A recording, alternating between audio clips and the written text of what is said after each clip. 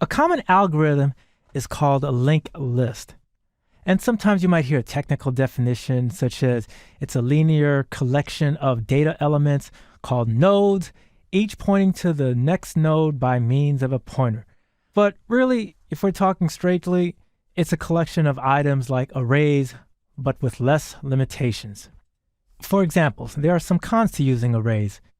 Slots in arrays can't be increased. If you have 50 slots, you can't just add 51. What you have to do is to recreate a larger one and then copy over the data, and that's inefficient.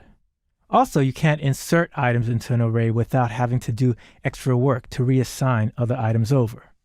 Arrays have a fixed size with these limitations, but for linked lists, you don't have this. You can insert data in the beginning, in the middle, or the end of the list. These box combinations are referred to as nodes.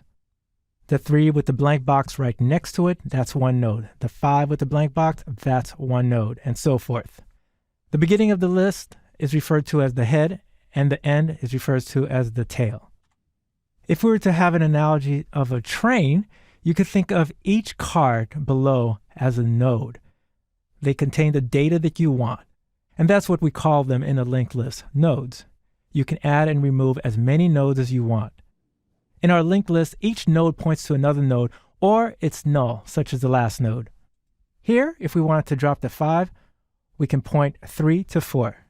If we're looking at the node here with 3, when coding, the way we create class definitions is by thinking of each node as an instance of a node class.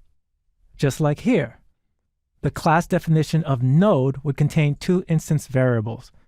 One of type integer for the number, that's where the data is, and the other, where you see the word next, is of type node, and that points to the next node. Just like how we see next is pointing to data in these nodes. Let's go ahead now and just jump into some code to demonstrate this.